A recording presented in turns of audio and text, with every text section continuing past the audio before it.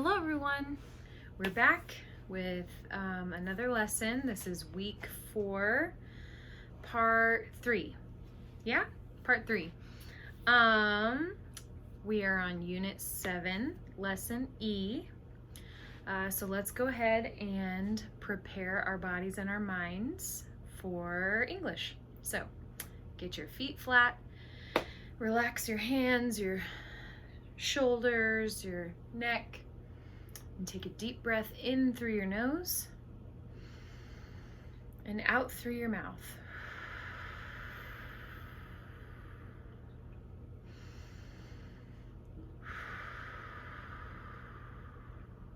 Okay, are we ready now? Let's do it. Okay, so this lesson is writing. We're going to be on page 92. So go ahead and open up to page 92.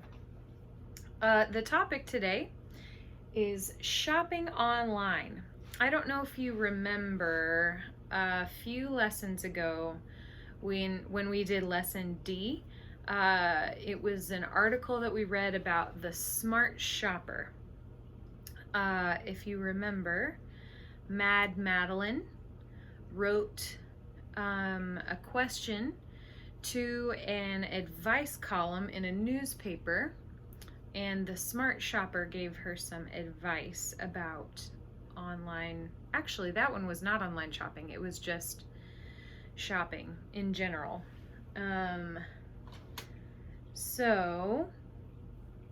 We learned about return policies.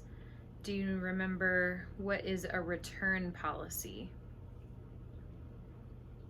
Return policy is the store, if you're buying something from a store, they will have a set of rules about which items you can return, which items, what the condition of the items needs to be in order to get your money back, how many days can pass. You have to return it within a certain amount of time, usually. So those are all important return policy things to know about return policies. And where can you find return policies? If you're shopping in person, usually they're on the back of the receipt. Everybody say receipt. Receipt. If they're not on the back of the receipt, it's a good idea to ask the cashier whenever you are checking out. Ask what the return policy is so that you know if I don't like my item or if it breaks or whatever, and I need to return it, how long do I have? How many days? And what do I need? But so shopping online. How many of you have ever shopped online? Probably most of you, especially right now with the way things are. More and more people are shopping online today than ever before. So to get started, because, well, first of all, our goal for this lesson is to write a persuasive paragraph. I'm going to write that on here. Write a persuasive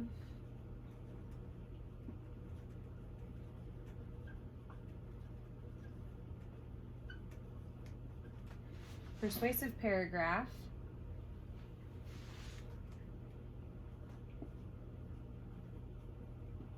about shopping online.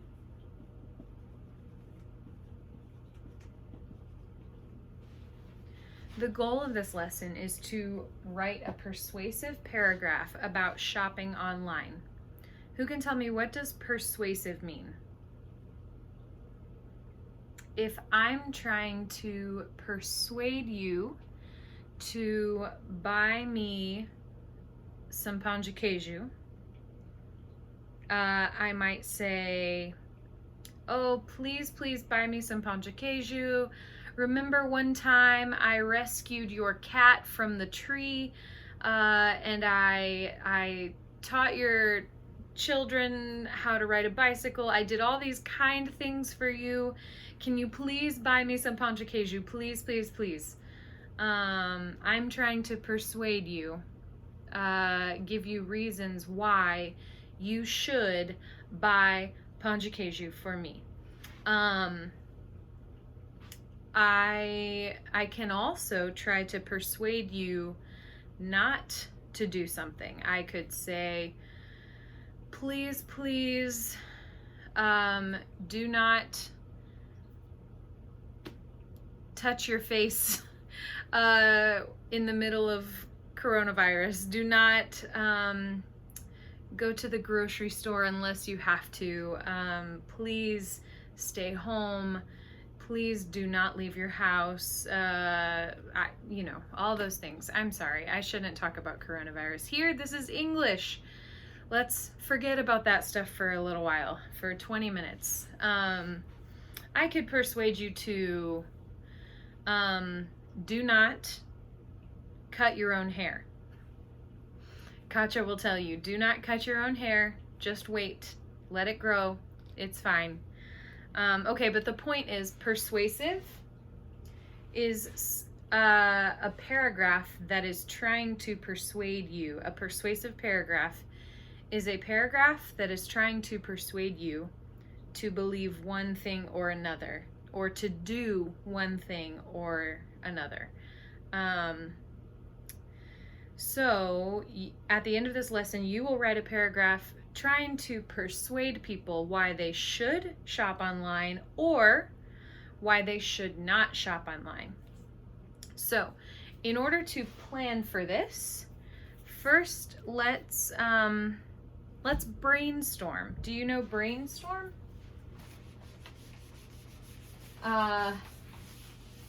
We will come up with many ideas on either side, okay?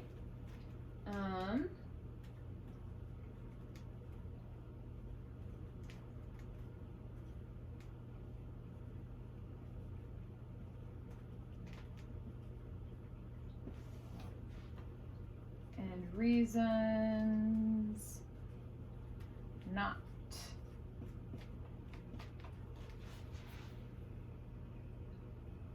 Reasons people should. I'm sorry. I wrote this all wrong.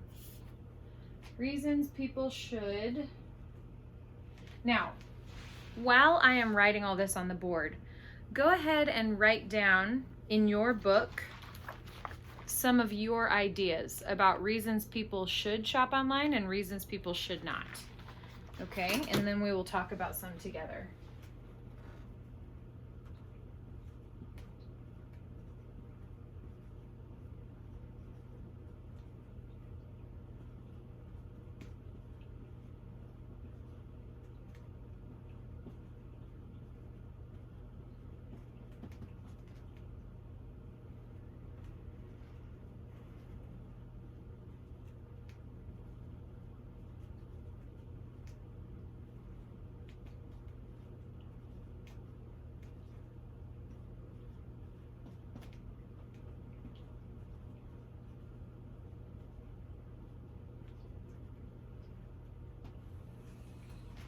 Okay, so hopefully that gave you a minute to write down a few ideas. We already see in our book one reason people should shop online. It's convenient. You know convenient, that word. It means it is very easy or helpful. Yeah, very convenient. Why is it convenient? Well, if you are not able to leave your house, you can still buy anything from your computer and it will be delivered to you. That's very convenient, very easy. Okay, So that's one reason. One reason people shouldn't shop online, people should not shop online, is it's hard to choose merchandise you can't touch. Yeah, that's true. I struggle with that. I have a hard time buying clothes online. It's really hard for me to buy clothing online because I want to touch it. I want to see it in person. I want to try it on. And actually, there are some ways that you can try things on online. You can order it, try it on, and then return it most of the time, as long as you know the return policy, right? So what are some other reasons? Let's start with why people should shop online. Okay, it's convenient. What else?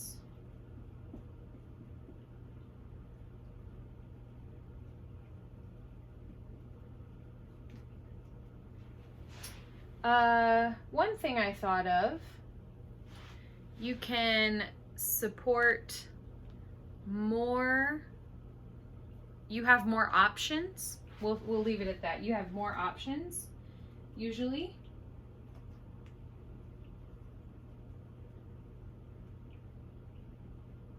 So maybe you go to Walmart and you want to buy a picture frame, and they do not have, they have the kind of frame you want, but they don't have the right size. So you can go to walmart.com and there is a much bigger chance that they will have the frame, the size frame that you are looking for, right? So you have more options. What else? I was thinking you are able to support more local businesses if you do not have to travel to visit their store. I don't know. I like supporting local businesses, not, I mean, it's fine to shop at like Kroger, Walmart, Amazon, but if I can, I try to buy from people who own their own business. And I think, I'm thinking of like Etsy. Have you ever visited Etsy? People who make their own products. Maybe they do paintings or arts and crafts or other things that they have made themselves, maybe pottery. They sell their items, their artwork and their other items on Etsy. My friend makes earrings and she sells them on Etsy. And so because of the internet, I am able to buy earrings from my friend who lives in Texas, and then she ships them to me thanks to Etsy and shopping online, right? So support more small business owners.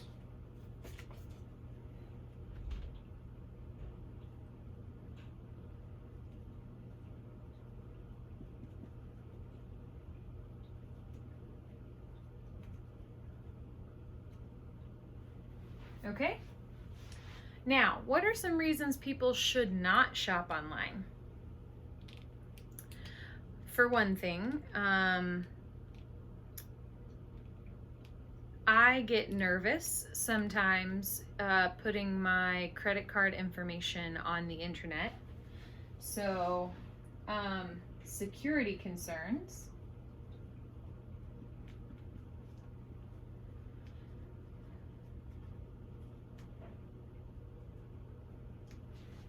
Oh, and we said it's hard to choose merchandise.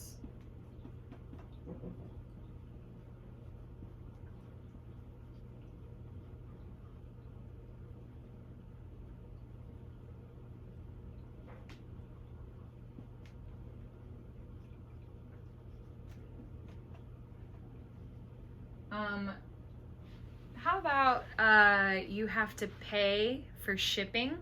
You have to pay shipping costs.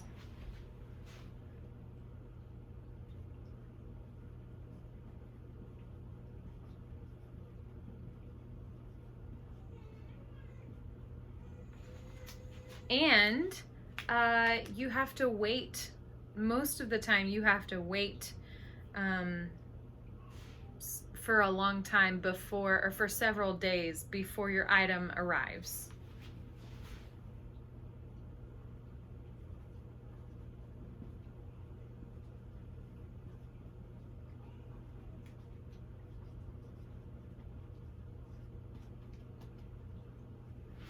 Okay, so as you can see, there are many reasons to shop online and many reasons maybe you shouldn't shop online. So let's go ahead and read the paragraph on page 92. This is well, first, you tell me, what is the title of this paragraph? It says, reasons you shouldn't shop online. Okay? So, this paragraph should persuade you to not shop online. Let's hear some of the reasons. All right? Follow along as I read out loud. There are some good reasons you shouldn't shop online. First, it's hard to choose merchandise that you can't touch. For example, a piece of jewelry might look very good on the computer screen, but after you buy it and look at it closely, you may find that it's very ugly and poorly made. Furthermore, shopping online is slow. It may take several days to receive the merchandise. If you are not satisfied, it may take weeks to exchange the merchandise or get your money back. Finally, shopping online can be dangerous. People can steal your credit card number and use it to buy expensive items. An irresponsible seller can take your money and never send you the merchandise. I'm going to do my shopping in stores. Okay. So this paragraph, the author had some of the same reasons we came up with, right? Let's read really quickly. You see the little red pencil red box thing? Let's read what that says.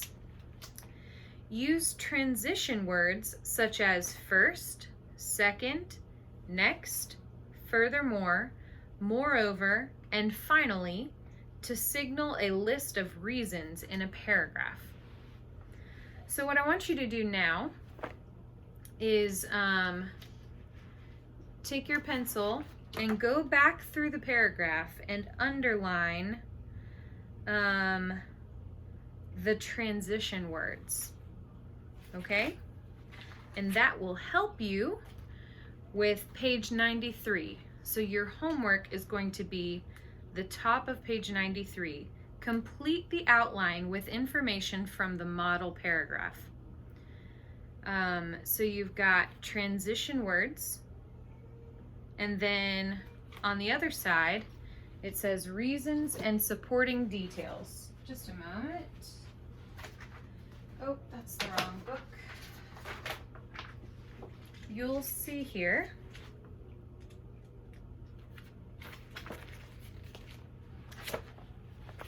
in this chart, can you see that? Transition words, and then reasons and supporting details. So look back at the model. The very first transition word you will find is first. So they have that written in the book here. And the first reason they give comes immediately after that word. So first reason, hard to choose merchandise you can't touch.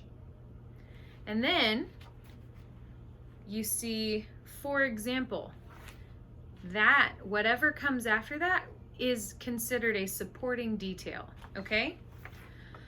So go ahead and fill out that chart, the outline right here. This is from this paragraph. All the information over here comes from this paragraph. So go ahead and do that, and then on the next video, we'll talk about it. Thanks, bye.